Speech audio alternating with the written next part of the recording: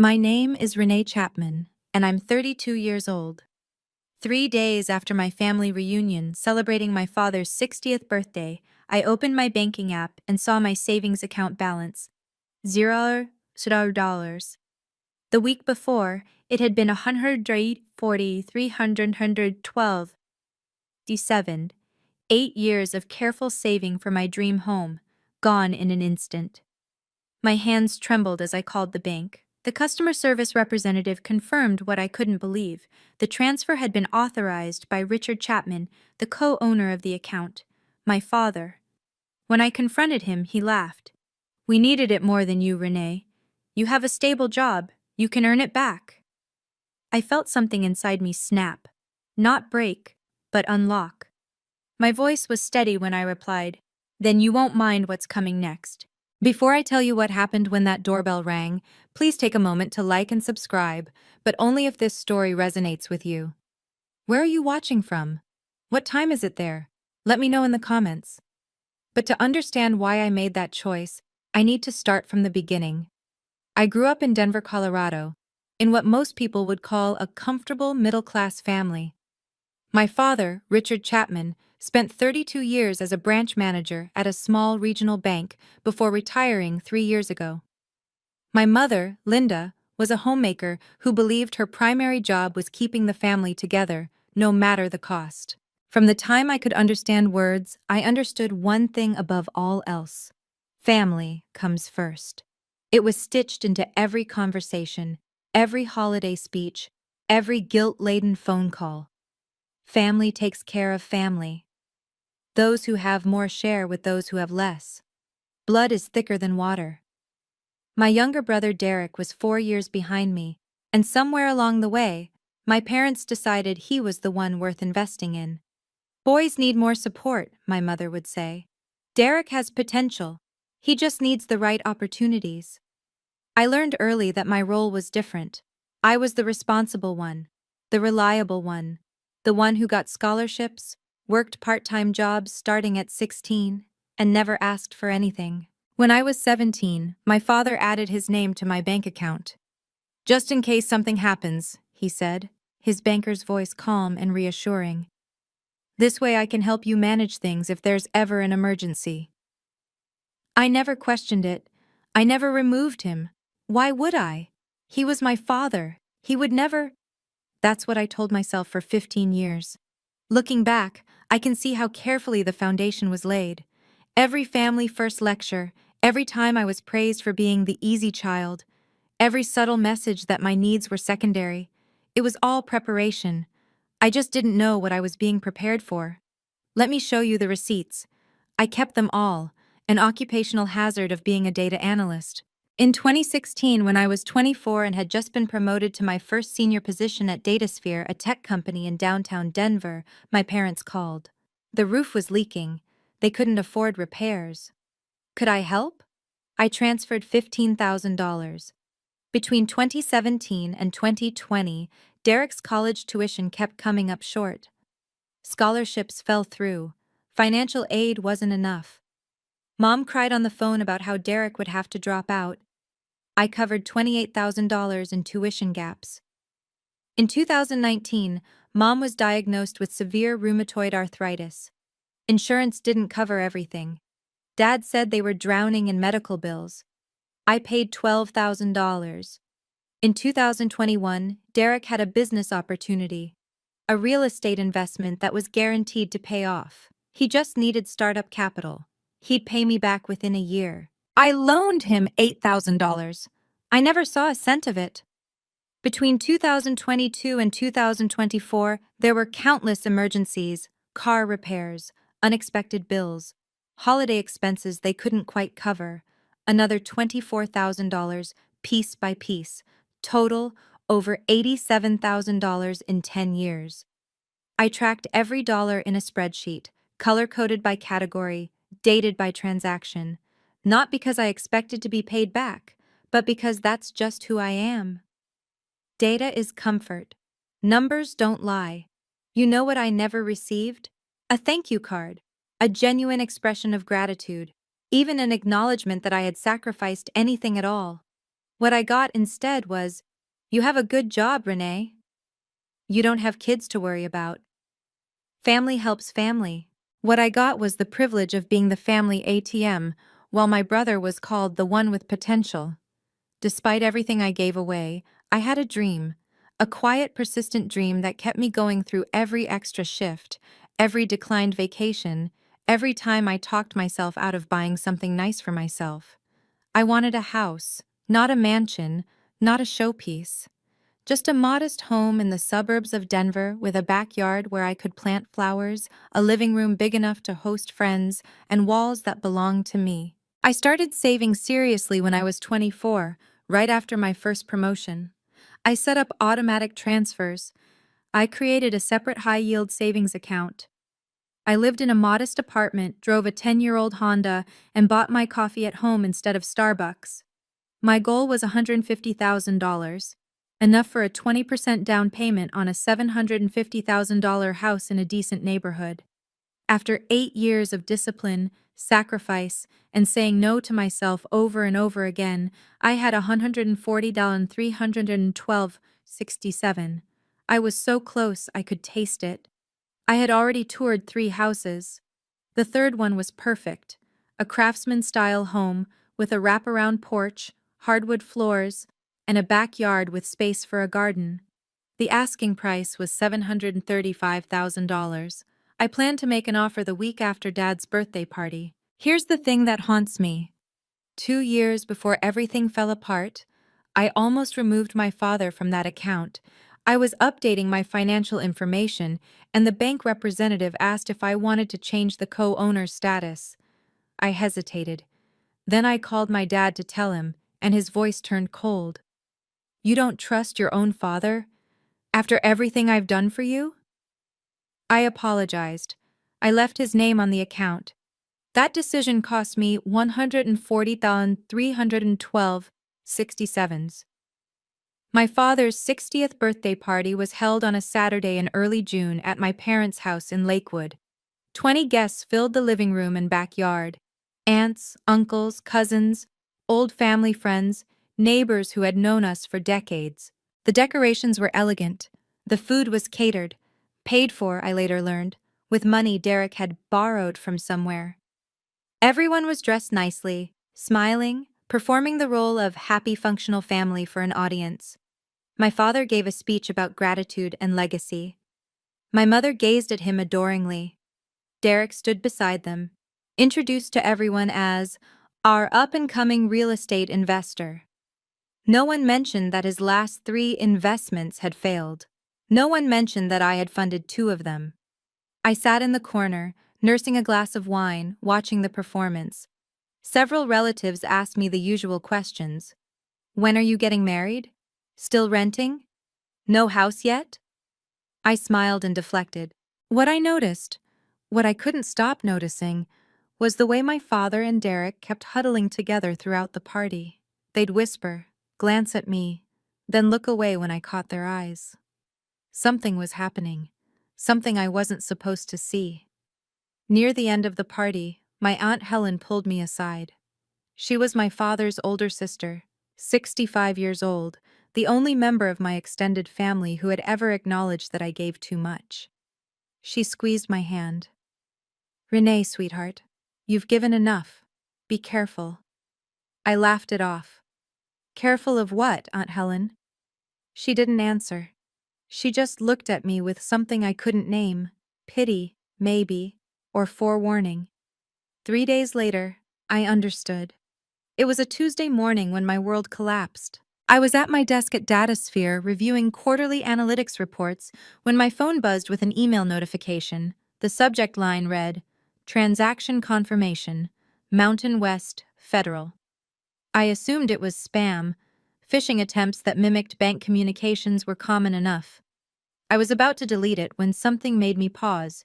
The account number in the preview matched mine. I opened my banking app. Savings account. Balance, $0. For a full 30 seconds, I couldn't breathe.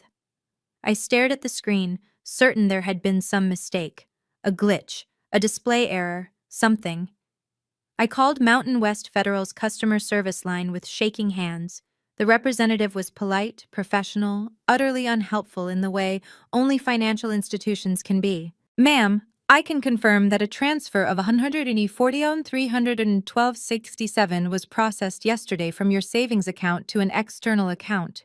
The transaction was authorized by the co-owner of the account, Mr. Richard Chapman. That's my father. Yes, ma'am.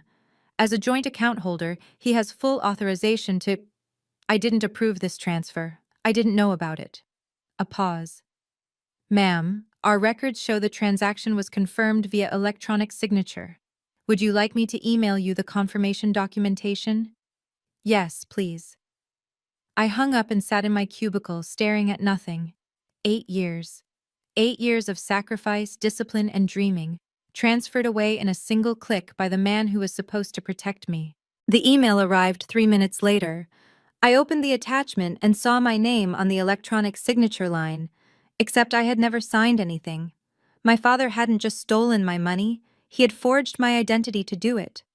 I called my father from the parking garage of my office building. I needed privacy for this conversation. I needed to hear his voice when he explained. He answered on the second ring. Renee, I was expecting your call.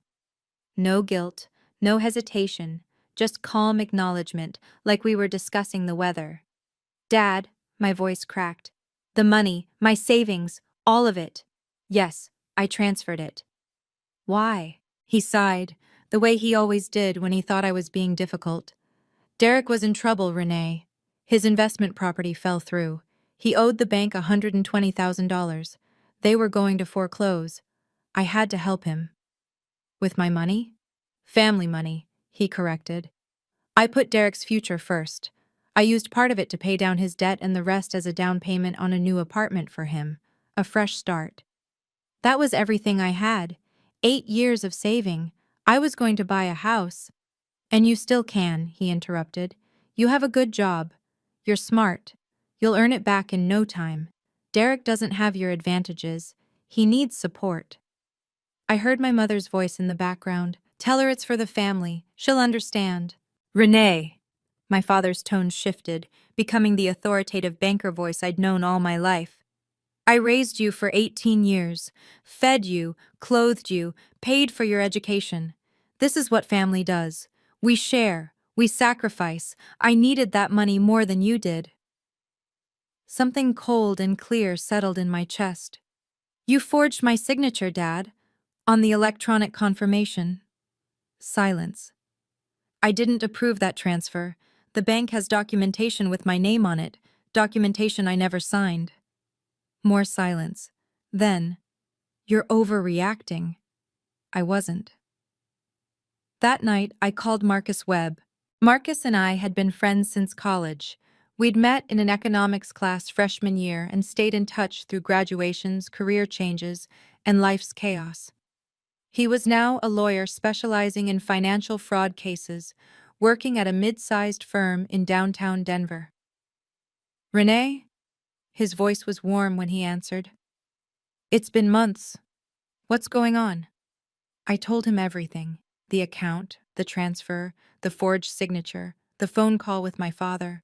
When I finished, there was a long pause. Renee, this is serious, like potentially felony-level serious. What do you mean? Your father being a co-owner complicates things, but it doesn't give him the right to forge your signature on authorization documents. If he created a false electronic signature to make the transfer appear legitimate, that's forgery.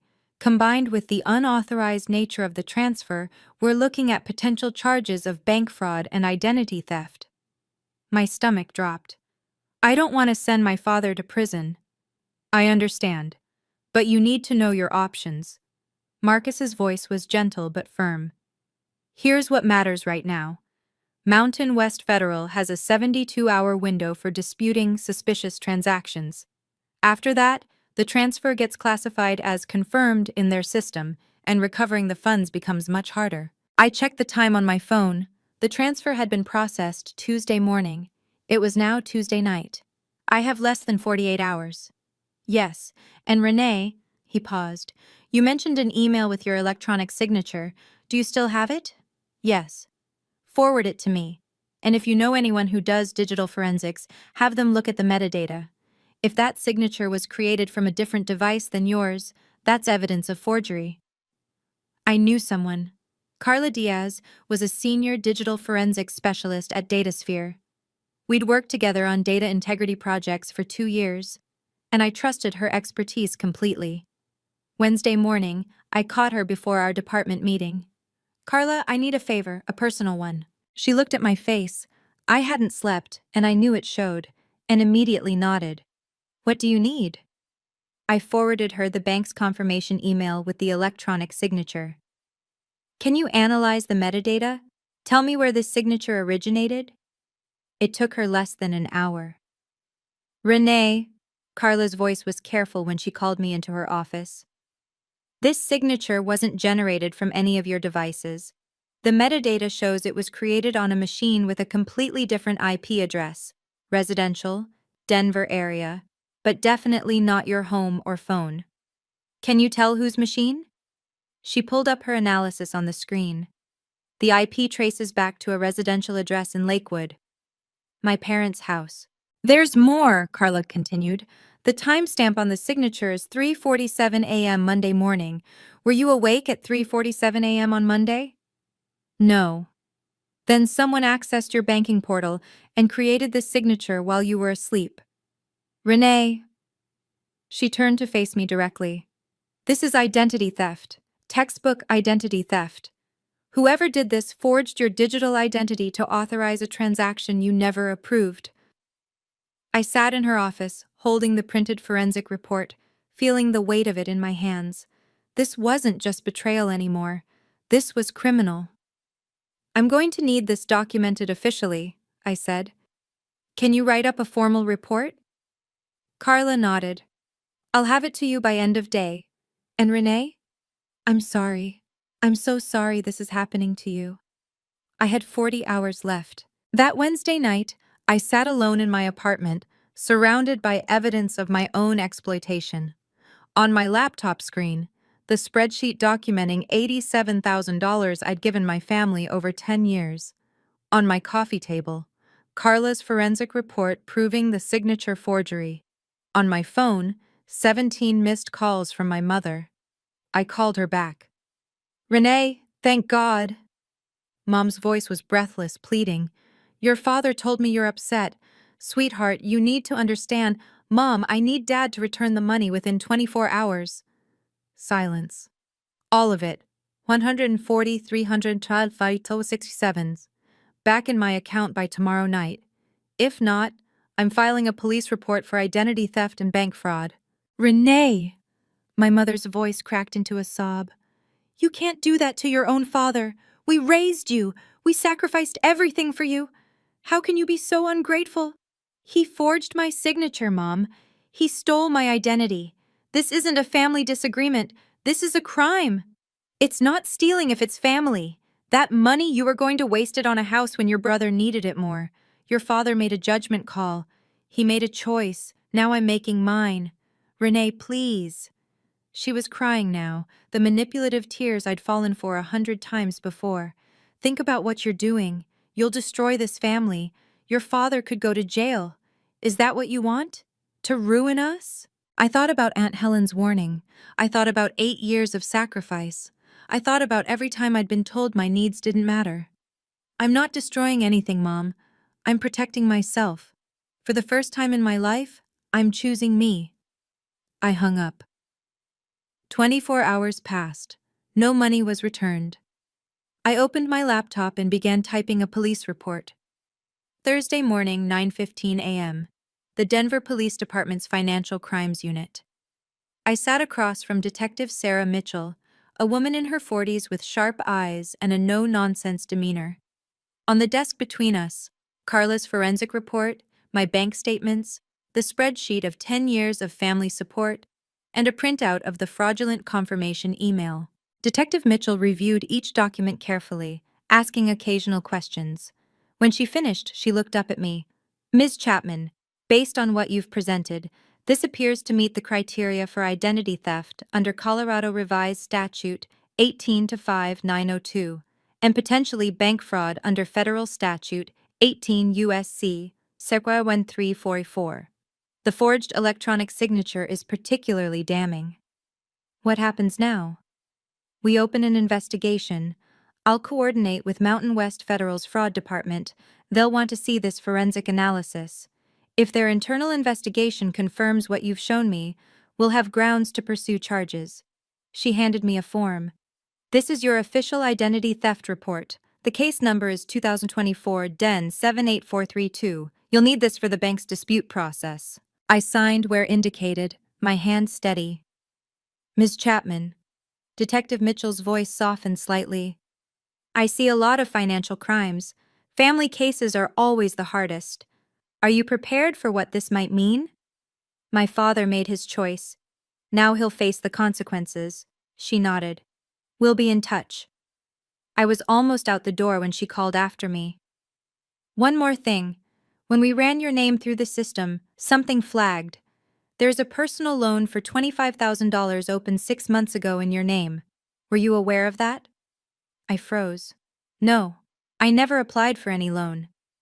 Detective Mitchell made a note. Then we may be looking at multiple counts of identity theft. The family assault began within hours of filing the report. My phone exploded with messages, voicemails from my mother, each more hysterical than the last. How could you do this to us? Texts from Derek. You're dead to me. I hope you know that. Calls from relatives I hadn't spoken to in years, suddenly very interested in telling me what a terrible daughter I was. Friday morning my father called. His voice was ice. I've heard what you did, Renee. Going to the police. About your own father. You stole my money and forged my identity. What did you expect? I expected you to be loyal. I expected you to remember who raised you, who fed you, who gave you everything. You gave me guilt and expectations, Dad. I earned everything else myself. You think the police will believe you over me? I was a bank manager for 32 years. I have connections, friends, reputation. I'm just the daughter with forensic proof that you committed identity theft from your own IP address at 3:47 a.m. Silence. I'm giving you one last chance, he finally said. Drop this. Tell the police you made a mistake. We can still fix this as a family. The only thing that needed fixing was my boundaries. Consider them fixed. I hung up. An hour later, my cousin Rachel texted me. Heard about what you did to Uncle Richard. That's cold, Renee. He's family. Then Aunt Patricia. Your mother is devastated. I hope you're happy. Then Uncle Thomas from California. What's this I hear about police? Call me. Only one message stood out, from Aunt Helen. I support you. Stay strong. I saved that one. On Saturday, exactly 1 week after my father's birthday party, I saw the Facebook post. Derek had created an event page. The header image showed a gleaming apartment with floor-to-ceiling windows and a view of downtown Denver. The caption read, Housewarming Party. Come celebrate my new place in Highlands. Saturday, June 15th, 6 p.m. Can't wait to show you all what hard work and smart investing can achieve. Hard work. Smart investing. My stomach churned as I scrolled through the guest list. 45 people had RSVP'd. Derek's co-workers, college friends, family members, neighbors. My parents were listed as co-hosts. The apartment address was visible, a trendy complex in the Highlands neighborhood, one of Denver's most desirable areas. I looked up the listing. 2 bedrooms, modern finishes, open floor plan, estimated value, $400,000. The down payment alone would have been at least $80,000. I did the math. My father had transferred $140,312.67 from my account. He said he used part of it to pay down Derek's debt and the rest as a down payment on this apartment. My brother was hosting a party to celebrate his new home. A home purchased with my stolen money, while I sat in my rented apartment wondering if I'd ever achieve my own dream. The irony was suffocating. I noticed I hadn't been invited. Of course I hadn't. But someone else had noticed. Aunt Helen commented on the post. Lovely apartment, Derek. Where did you find the money for such a nice down payment? Derek's reply was carefully vague. Family helped out. You know how it is. Yes, I knew exactly how it was. The party was in 8 days. I made a phone call. 5 days after I filed the police report, I received a call from Mountain West Federal's Fraud Investigation Department. Ms. Chapman, this is Daniel Torres from our fraud resolution team. I'm calling regarding case number FRD 2024-067891. I sat up straight at my desk, heart pounding. Yes? We've completed our preliminary investigation into the disputed transaction on your account. I want to inform you of our findings. Go ahead. Our internal analysis, combined with the forensic report provided by the Denver Police Department, confirms that the electronic signature authorizing the June 4th transfer was not generated from any device registered to your banking profile. The IP address and device fingerprint match a residential location in Lakewood, Colorado, which our records show is the address of the secondary account holder, Richard Chapman. I exhaled. So you're confirming it was fraudulent? We're confirming that the transaction authorization was created without your knowledge or consent using forged credentials. Under our terms of service and federal banking regulations, this constitutes an unauthorized transaction. What happens now? What? We've frozen the relevant accounts pending criminal investigation. We've also forwarded our findings to the Denver Police Department. Ms. Chapman, his tone shifted, becoming more personal. I've been in fraud investigation for 12 years. Family cases are rare, but they're always the most painful. I'm sorry you're going through this. Thank you. What about my money? Once the criminal investigation reaches a certain threshold, which given the evidence should be soon, we'll begin the process of reversing the fraudulent transaction. You should expect full restitution of $140, 312.67 within 30 to 60 days. I thanked him and hung up, then immediately called Detective Mitchell. The bank confirmed the fraud. What's next? Next, she said, we execute an arrest warrant. Do you have a preference on timing? I did. I thought about Detective Mitchell's question for a long time. The practical choice was clear.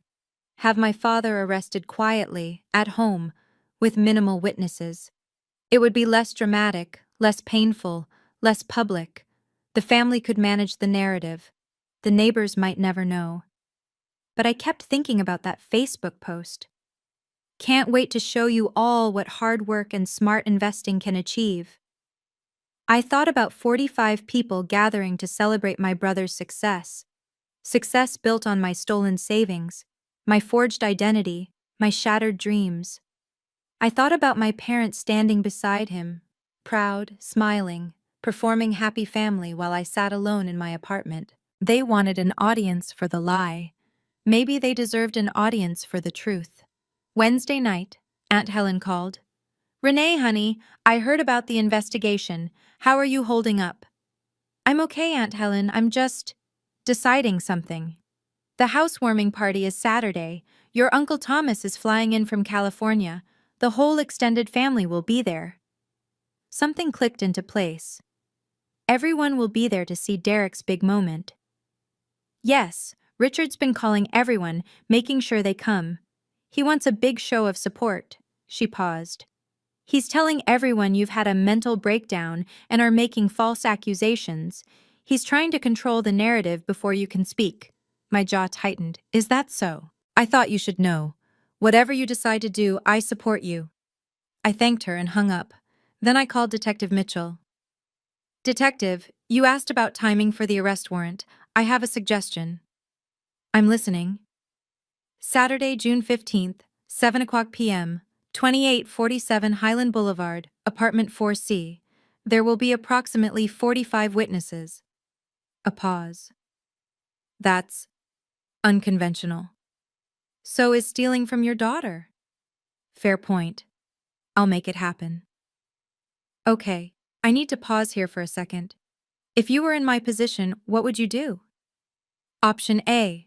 Have the police arrest my father quietly at home, avoid the drama, keep things private. Or option B. Let everything unfold at the housewarming party, in front of 45 witnesses celebrating my brother's success. Drop your answer in the comments, A or B, and if you're still with me, hit that like button so I know you're here. Now, let me tell you what happened next. Saturday, June 15th, 2024. 6:12 p.m. Derek's apartment in the Highlands was everything the Facebook photos promised. Soaring ceilings, designer furniture, a wall of windows showcasing the Denver skyline, catering trays covered the kitchen island. A playlist of upbeat music pulsed through wireless speakers. Congratulations. Balloons floated in clusters near the entrance. 45 guests filled the space, mingling with champagne glasses in hand. Derek's coworkers admired the view. Extended family members exclaimed over the finishes. Friends congratulated him on finally making it. My father stood in the center of the living room holding court. "I've always believed in investing in family," he announced to a cluster of relatives. "When Derek came to me with this opportunity, I knew it was the right move. That's what parents do. We set our children up for success." Murmurs of approval rippled through the group. My mother circulated with a tray of appetizers, beaming. "Isn't this place wonderful? Derek has worked so hard. We're so proud." Derek himself was near the window, accepting praise from two former college roommates. "Yeah, man, it took some strategic planning, but I finally got my feet under me. Real estate is all about timing, you know." Uncle Thomas, newly arrived from California, clapped Derek on the shoulder. "Your dad says you're quite the investor. Impressive, son. Real impressive." Nobody mentioned me. Nobody wondered where I was. Nobody questioned where an unemployed investor with a failed track record suddenly found the resources for a $400,000 apartment in one of Denver's most expensive neighborhoods. Or almost nobody. I spotted Aunt Helen near the kitchen, watching my father's performance with an expression I recognized, the same skepticism she'd shown at the birthday party 3 weeks ago. She checked her watch. 6:47 p.m., 13 minutes. At 6:52 p.m., Aunt Helen made her move. She intercepted Derek as he headed back from the bathroom, cornering him near the hallway where the acoustics carried every word to at least a dozen nearby guests. "Derek, sweetheart." Her voice was pleasant but carried. "This apartment is stunning. What did it cost, if you don't mind me asking?" Derek's smile flickered. "Oh, around 400,000. It was a great deal, actually." "And where did you find the down payment? Last I heard, you were having some trouble with your other properties." Several heads turned. The music suddenly seemed too loud for the silence that was forming. "Dad helped out," Derek said carefully. "You know, family support." "Mm-hmm," Aunt Helen nodded slowly. "And did Renee contribute anything?" Derek's face went pale. "What? No, Renee has nothing to do with this." "Really? Because I spoke to her this week and she mentioned some interesting things about a bank transfer. $140,000, I believe?" The cluster of relatives nearest to them had stopped talking entirely. My mother's smile was frozen in place. My father was pushing through the crowd, his face thunderous. "Helen!" His voice was sharp. "This isn't the time or place." "Isn't it?" Aunt Helen turned to face her brother. "Richard, where did the money for this apartment come from? The truth, please. Your sister is asking." "It's family business. None of your—" "Did you take money from Renee's savings account without her permission?" The room had gone completely silent. 45 pairs of eyes fixed on my father. His mouth opened, closed, opened again. The doorbell rang. My father's face went white. "That," Aunt Helen said quietly, "would be the police." Derek opened the door. Two uniformed officers stood in the hallway, their postures professional, their expressions grave. Behind them, in plainclothes, was Detective Mitchell. "We're looking for Richard Chapman." The room erupted in confused murmurs. My mother rushed toward the door. "What is this? This is a private party." "Ma'am, please step aside." Detective Mitchell held up her badge. "Mr. Richard Chapman, you're under arrest for bank fraud, identity theft, and forgery under Colorado and federal statutes. You have the right to remain silent. Anything you say can and will be used against you in a court of law." This is ridiculous. My father's voice cracked. This is my family. My daughter is mentally unstable. She's making up stories. Sir, we have forensic evidence confirming that an electronic signature was forged from your home computer at 3:47 a.m. on June 3rd, authorizing a transfer of $140,312 from your daughter's account. We also have evidence of a $25,000 loan opened fraudulently in her name 6 months ago. The Miranda rights continued as one officer guided my father's hands behind his back. The click of handcuffs was impossibly loud in the silent room. My mother collapsed against the wall, sobbing, "Richard! Richard!" Derek stood frozen, his mouth hanging open, champagne glass still clutched in his hand. Uncle Thomas stepped back from him like he'd discovered something contagious. "What the hell is going on here?" The guests parted as the officers led my father toward the door. His head was bowed, his banker's composure finally completely shattered. As he passed Aunt Helen, she spoke quietly. "You should have returned the money, Richard. She gave you a chance." The door closed behind them. 45 witnesses stood in absolute silence. Then someone whispered, "He stole from his own daughter?" Detective Mitchell remained after the uniformed officers escorted my father out. She addressed the stunned room with professional calm. "For those who are wondering, Mr. Chapman is accused of stealing $140,312.67 from his daughter's savings account and forging her digital identity to authorize the transfer.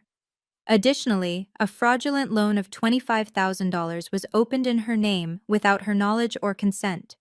The down payment for this apartment," she gestured around the room, "came from those stolen funds." Uncle Thomas turned to Derek, his face flushed with anger. "Is this true? This apartment was bought with Renee's money?" I didn't," Derek stammered. "Dad said she agreed. He said she wanted to help." "She filed a police report, Derek." Aunt Helen's voice was sharp. "Does that sound like someone who agreed?" A woman I recognized as one of Derek's co-workers set down her champagne glass. "Wait, so this whole party, we're celebrating an apartment bought with stolen money?" "From his own sister's savings," another guest added, disgust evident in her voice. One by one, people began moving toward the door. A friend of Derek's shook his head as he passed. "Dude, I thought I knew you. This is seriously messed up." Within 15 minutes, 20 guests had left.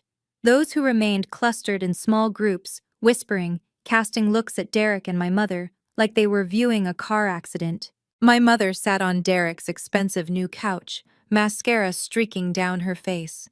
"This can't be happening. This isn't happening." Uncle Thomas approached her, his voice cold. "Linda, did you know about this?" She didn't answer. That was answer enough. "I flew in from California for this." He grabbed his coat. "I'm done with Richard, and I'm done pretending this family isn't rotten." I arrived at 7:45 p.m., after the police had left. The apartment door was still open. No one had thought to close it. I walked through into a scene of devastation. Half-empty champagne glasses abandoned on tables, catering trays untouched, congratulations balloons drifting aimlessly. Perhaps 15 people remained. They turned to stare as I entered. My mother launched herself off the couch. You did this! You destroyed everything!" I held up one hand, and something in my expression stopped her mid-stride. "I didn't destroy anything, Mom. I reported a crime. There's a difference." I set a folder on the kitchen island, the same folder I'd been carrying for 2 weeks. Inside, the spreadsheet documenting $87,000 in support over 10 years, Carla's forensic report, a copy of the police report, bank statements showing the fraudulent transfer. "Uncle Thomas," I turned to face him. "I know you traveled from California for this. I'm sorry your trip was ruined, but I thought you deserved to know the truth." He took the folder, scanning the documents inside. His face shifted from shock to disgust to something like grief. "Renee," his voice was hoarse. "I had no idea. None of us did." "That's what they counted on." Derek finally found his voice. "Renee, you have to understand. Dad said you were okay with it. He said you wanted to help me. I never agreed to anything, Derek. I was asleep when Dad forged my signature at 3:47 in the morning. I found out about the transfer 3 days later, when my account showed $0. I met his eyes. You knew where that money came from.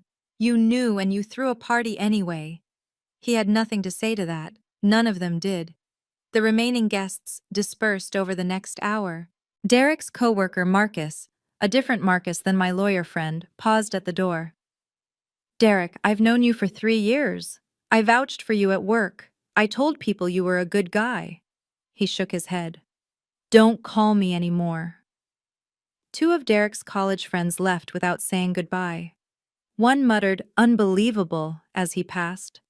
A neighbor from my parents' street, Mrs. Patterson, approached my mother on her way out. Linda, I've known your family for 20 years. I never would have believed. She trailed off, unable to finish, and hurried away. By 9 p.m., only family remained. My mother, Derek, Aunt Helen, Uncle Thomas, and me. The apartment that had gleamed with promise 2 hours ago now felt cold and hollow. The champagne had gone flat. The catering was congealing. The congratulations balloons seemed to mock the devastation below them.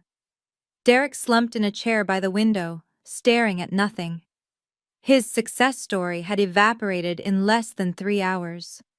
My mother sat rigid on the couch, tear-streaked and silent, stripped of the supportive audience she'd relied on to maintain her denial.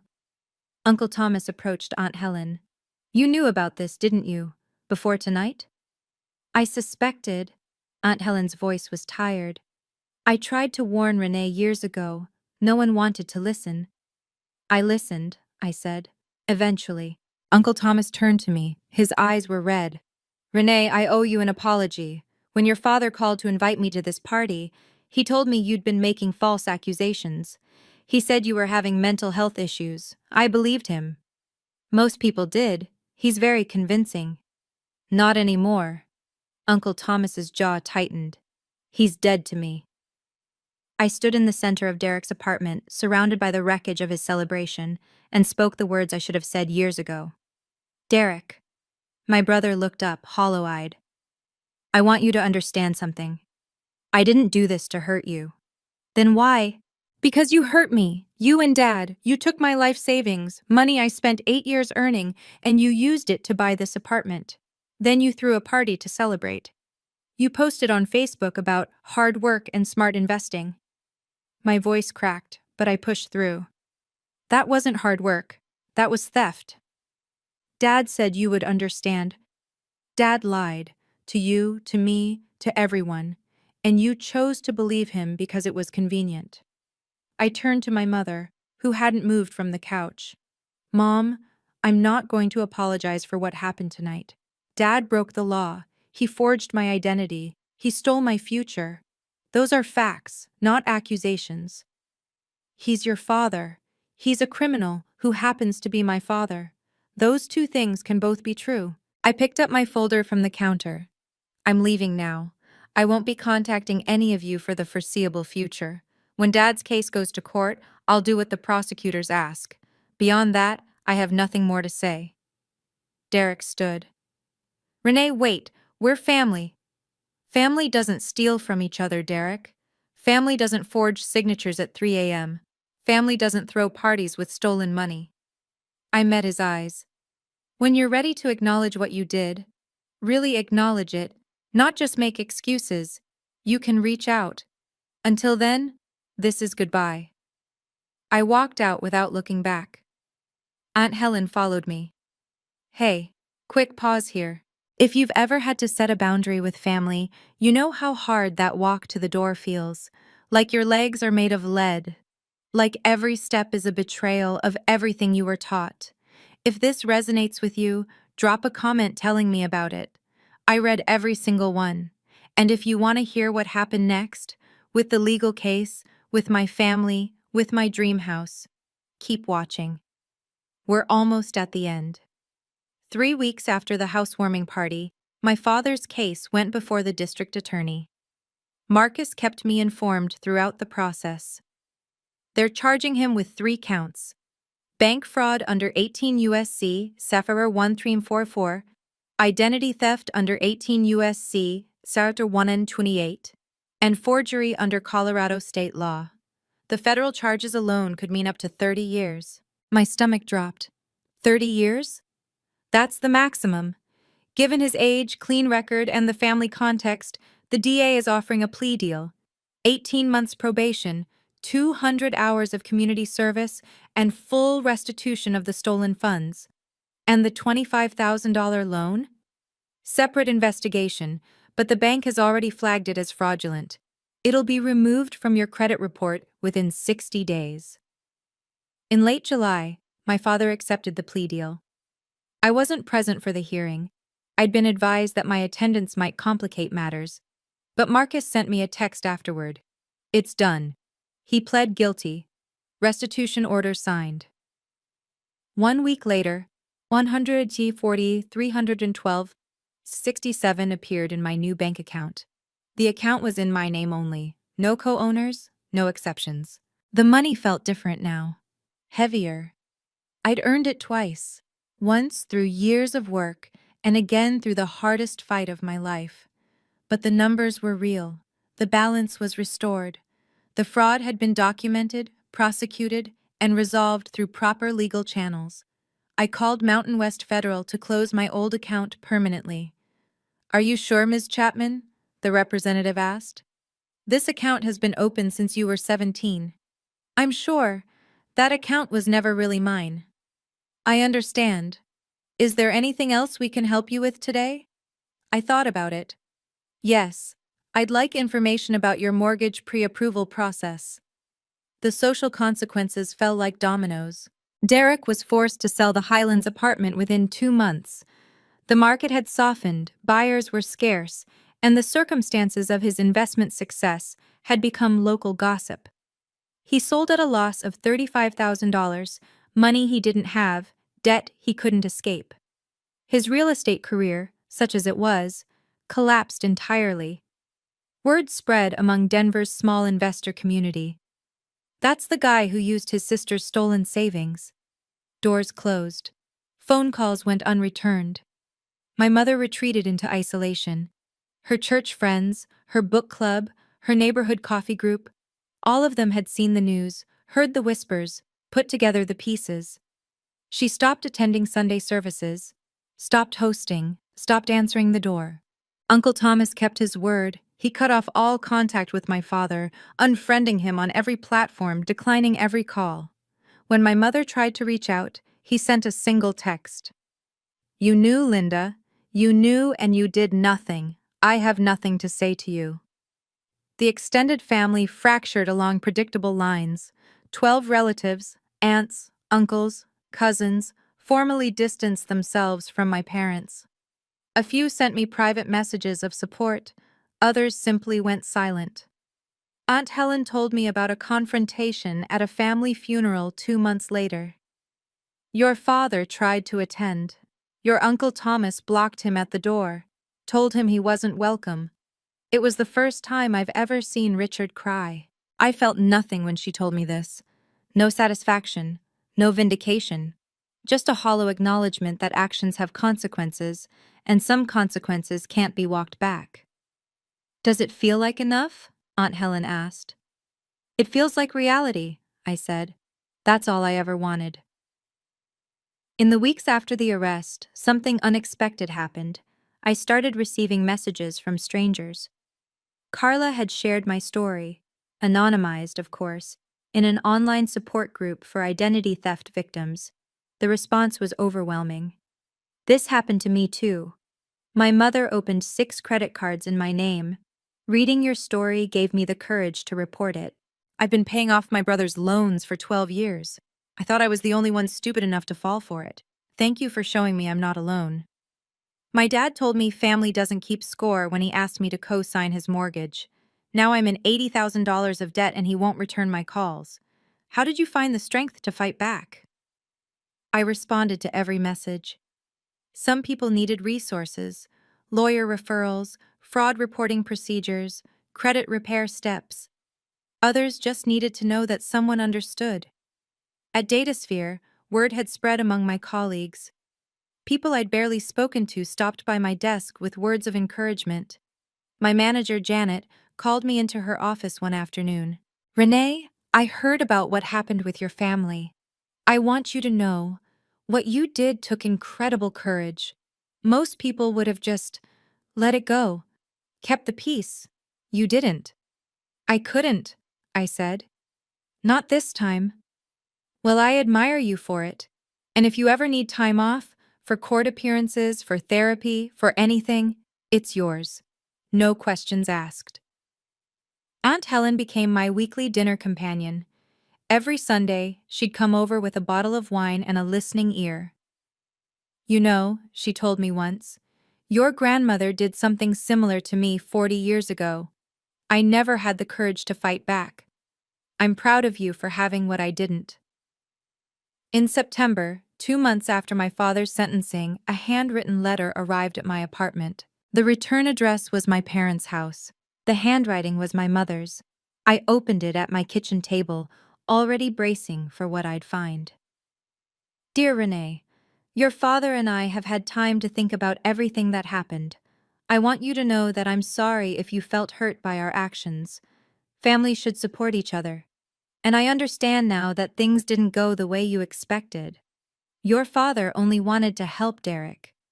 He's always been a good provider, and his instincts have always been to put family first.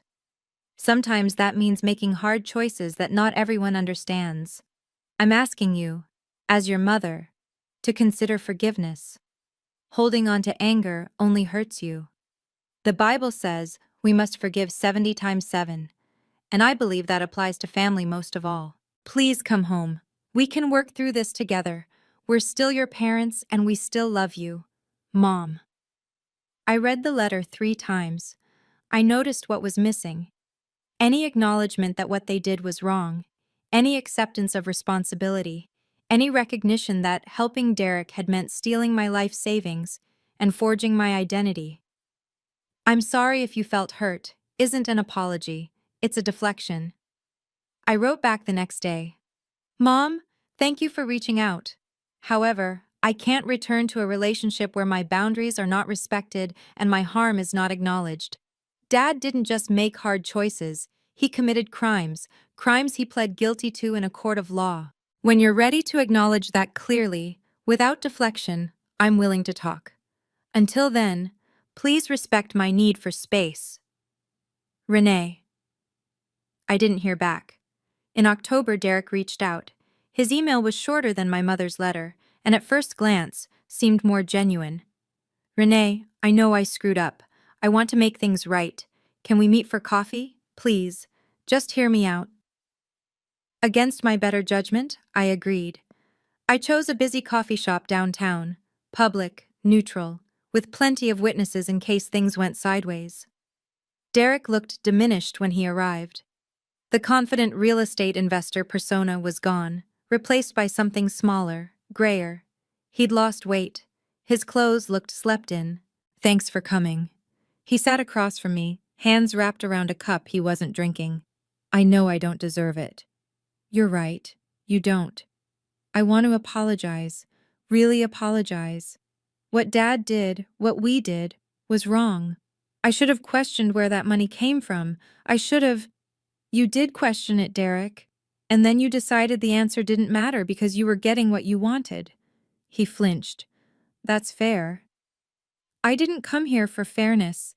I came to see what you actually wanted." A long pause, then quietly. "Dad's probation is making things hard for him. He can't travel for work, can't— Derek. And if you could maybe talk to the DA, ask them to reduce—" "Stop." He stopped. "You didn't come here to apologize. You came here to ask me to help Dad. Again, after everything." "Renee, he's our father." I stood up. "He stopped being my father when he forged my signature at 3:47 in the morning." I picked up my bag. "Goodbye, Derek. Don't contact me again unless you're ready to have an actual conversation, one that isn't about what you need from me." I left my coffee untouched on the table. November brought the first real cold of the season, and my first Thanksgiving without my family. Aunt Helen invited me to her house, a cozy craftsman in the Berkeley neighborhood. When I arrived, the table was set for two, simple, elegant, with candles flickering in the fading afternoon light. "I hope you like turkey," she said, pulling me into a hug. "I made too much, as always." Over dinner, we talked about everything except my parents, her garden, my work, the book club she'd recently joined. Normal things, peaceful things. It wasn't until dessert that she brought it up. "You know, Renee, I was your age when something similar happened to me." I looked up from my pie. "You mentioned that once. With your mother?" Aunt Helen nodded slowly. "My mother, your grandmother, opened a credit card in my name when I was 23, maxed it out. I didn't find out until I tried to buy my first car and was denied for bad credit." "What did you do?" "Nothing." Her voice was heavy with old regret. "I was too scared. Too trained to keep the peace. I spent 8 years paying off a debt that was never mine, and I never said a word about it." "That's not your fault?" "No, but it is my lesson." She reached across the table and squeezed my hand. "What you did, Renee, standing up, filing that report, demanding accountability, that's what I should have done 40 years ago. I didn't have the courage. You do." I felt tears threatening. "Sometimes I wonder if I did the right thing." "You did." Her voice was firm. "Protecting yourself isn't betrayal, it's survival. And family, real family, is the people who love you enough to want you to survive." I squeezed her hand back. "Thanks for being real family, Aunt Helen." 6 months after my father's arrest, I signed the papers for my new house. It wasn't the craftsman I'd originally dreamed of, that one had sold months earlier while I was fighting for my stolen savings. But the house I found was better. A charming split level in Littleton with a wraparound porch, a renovated kitchen, and a backyard big enough for the garden I'd always wanted. Purchase price? $735,000. Down payment? $147,000.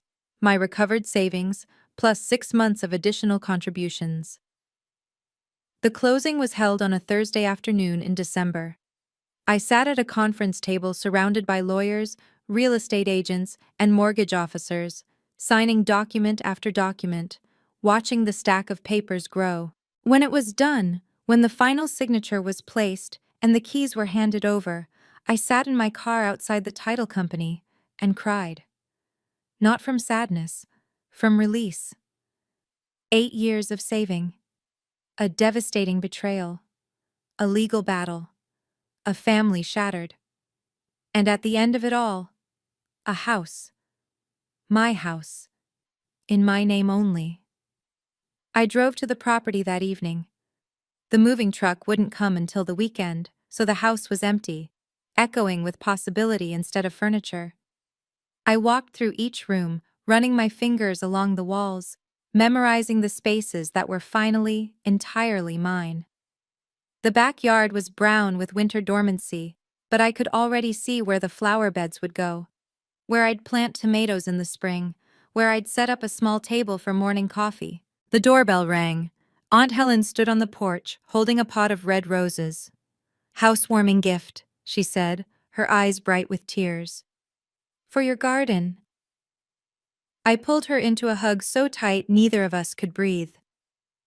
"Welcome home, sweetheart," she whispered. I was home. I'm writing this from the porch of my new house, 6 months after moving in. The garden is thriving.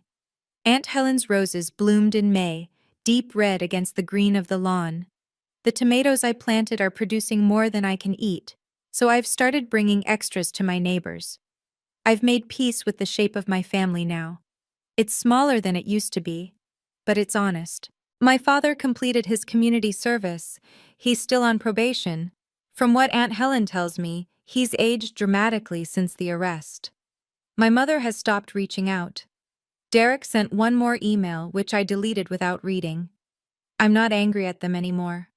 Anger requires energy, and I've chosen to spend my energy on things that matter. My work, my home, my relationships with people who value me, but I'm also not waiting for them to change. I used to believe that loving family meant sacrificing everything: my savings, my dreams, my boundaries. I thought saying no was the same as saying, I don't love you. I was wrong. Real love doesn't require self-destruction. Real family doesn't exploit your loyalty. And setting boundaries isn't betrayal. It's the foundation of every healthy relationship. I don't know if my parents will ever understand that. I don't know if Derek will ever grow into the kind of person who can take responsibility for his choices. But I know this: I'm not responsible for their understanding. I'm only responsible for my own integrity, my own healing, my own life. And for the first time in 32 years, that life belongs entirely to me. I close my journal and look out at the sunset turning my garden gold. I chose myself. Finally. It was the hardest thing I ever did. It was worth it. Hey, before we wrap up, I want to step back and share some perspective on what we just witnessed.